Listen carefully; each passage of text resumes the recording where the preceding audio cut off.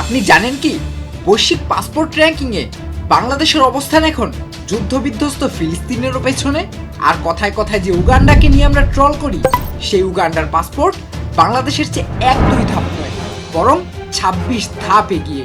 আমি লাস্ট 1 বছরের মধ্যে 17টা দেশের ভিসার জন্য অ্যাপ্লাই করছি। তার মধ্যে থেকে 7টা থেকেই আমার ভিসার অ্যাপ্লিকেশন রিজেক্ট করা হয়েছে। বাংলাদেশের পাসপোর্টের অবস্থা এখন মোটেও ভালো না। প্রতি বছর পাসপোর্টের র্যাঙ্কিং প্রকাশিত হলেই বাংলাদেশের পাসপোর্টের দুর্দশা নিয়ে আমাদের রীতিমতো হা হুতাশ করতে হয়। কিন্তু কখনো কি ভেবে দেখেছেন বাংলাদেশের পাসপোর্টের এই বেহাল দশার পেছনে মূল দোষটা আসলে কার?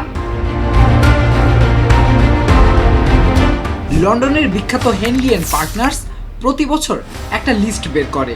এটাকে পাসপোর্টের আইপিএল পয়েন্ট টেবিল বলতে পারেন। র্যাঙ্কিং করার নিয়মটা কিন্তু খুব সোজা। আপনার পাসপোর্ট নিয়ে কতগুলো দেশে বিনা ভিসায় বা অনারাইভাল ভিসায় ঢুকতে পারছেন, তার উপর ভিত্তি করেই তৈরি হয় এই র্যাঙ্কিং। এই তালিকার প্রথমে থাকা সিঙ্গাপুরের নাগরিকেরা 192টি দেশে অনায়াসেই ঢুকে যেতে পারেন। ব্যাপারটা অনেকটা এমন, ইচ্ছে হলো আর ব্যাগ গুছিয়ে প্লেনে উঠে পড়লাম, কোনো ইন্টারভিউ নেই, কোনো ভিসার টেনশন নেই। আর আমাদের ভিসা সেন্টারের লম্বা লাইন, ব্যাংকের চৌকাঠ মারানো, আর এসবের পরেও সবশেষে ভিসা রিজেক্টেড হওয়ার ভয়। শুধুমাত্র বাংলাদেশি পাসপোর্ট হওয়ার কারণে যদি জিজ্ঞাসাবাদ করা শুরু করে একজন বাংলাদেশি হিসেবে, তখন খুব কষ্ট লাগে। হেনলি অ্যান্ড পার্টনার্সের সর্বশেষ র্যাঙ্কিং অনুযায়ী বিশ্বের 7ম দুর্বল পাসপোর্ট এখন বাংলাদেশের। বাংলাদেশি পাসপোর্ট দিয়ে অনারাইভাল ভিসা পাওয়া যাবে মাত্র 36টি দেশে। এই দেশগুলোর তালিকায় কিন্তু আমেরিকা, ইউরোপ কিংবা অস্ট্রেলিয়া নেই। আছে বেশিরভাগ আফ্রিকা এবং ক্যারিবিয়ান অঞ্চলের দেশগুলো।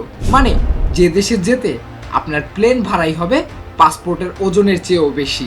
এখন প্রশ্ন হলো, দোষটা আসলে কার? পাসপোর্ট অফিসের, সরকারের, নাকি আসলে আমাদের নিজেদের? আমাদের সবচেয়ে বড় সমস্যাটা হলো আমরা ট্যুরিস্ট হয়ে যাই, কিন্তু ফিরে আসার কথা ভুলে যাই।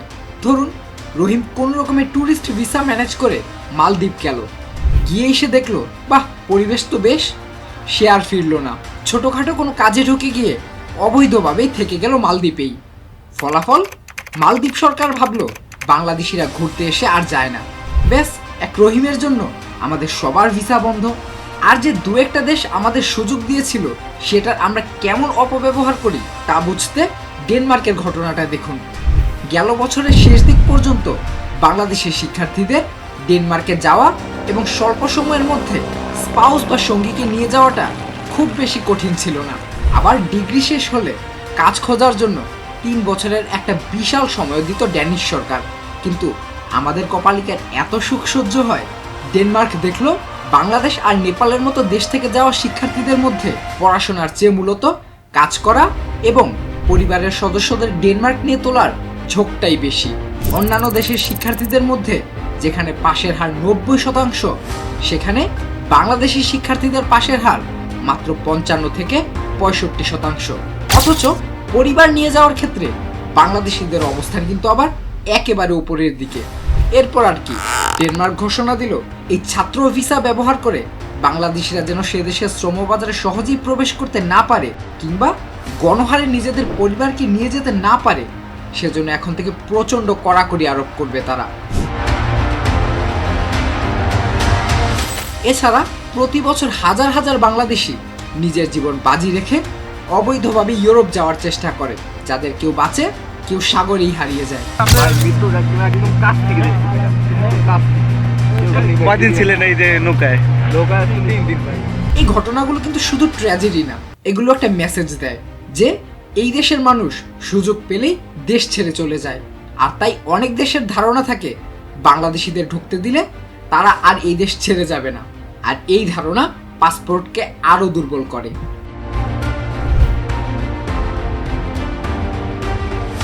আর এসব কারণেই জাপানের কেউ যখন বিদেশ যায়, ওই দেশের ইমিগ্রেশন অফিসার নিশ্চিন্তে সিল মেরে দেয়, কারণ তারা জানে জাপানিরা কখনো নিয়ম ভাঙবে না।